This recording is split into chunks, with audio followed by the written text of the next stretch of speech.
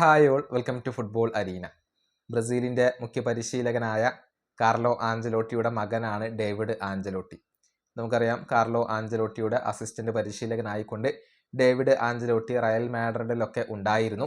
പിന്നീട് ബ്രസീലിലേക്ക് വന്ന സമയത്ത് അദ്ദേഹം ബ്രസീലിയൻ ലീഗിലെ ഒരു ടീമിനെ ഏറ്റെടുക്കുകയായിരുന്നു. മുഖ്യ പരിശീലകനായിക്കൊണ്ടുള്ള അദ്ദേഹത്തിൻ്റെ ആദ്യത്തെ ദൗത്യമായിരുന്നു അത്. ബോട്ടഫോഗോ ആർജെ എന്ന ക്ലബിനെയായിരുന്നു ഡേവിഡ് ആഞ്ചലോട്ടി ഏറ്റെടുത്തിരുന്നത്.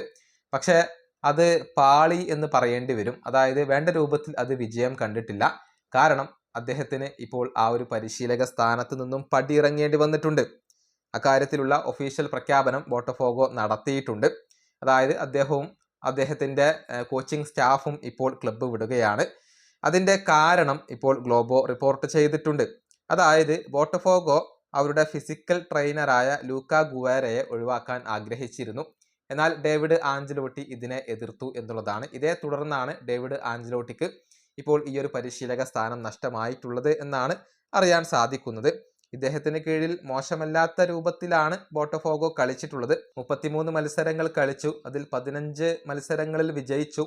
10 സമനിലകളും 8 തോൽവികളും വഴങ്ങേണ്ടി വന്നു എന്നുള്ളതാണ്. ബ്രസീലിയൻ ലീഗിന്റെ കാര്യത്തിലേക്ക് വരുമ്പോൾ 6ാം സ്ഥാനത്താണ് അവർ ഫിനിഷ് ചെയ്തിട്ടുള്ളത്. 38 മത്സരങ്ങളിൽ നിന്ന് 63 പോയിന്റാണ് അവരുടെ സമ്പാദ്യം. ഇങ്ങനെയാണ് ബോട്ടഫോഗോയുടെ ഈ സീസണിലെ ഒരു പ്രകടനം വരുന്നത്.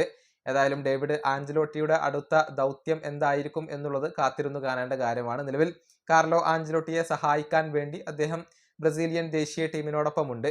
ഇനി മറ്റേതെങ്കിലും ടീമിനെ അദ്ദേഹം ഏറ്റെടുക്കുമോ എന്നുള്ളതൊക്കെ കാത്തിരുന്നു കാണേണ്ട കാര്യമാണ്. ഈ വീഡിയോയുടെ അവസാനിപ്പിക്കുന്നു. അടുത്ത ടീമിനെ കൊണ്ടും കാണാം.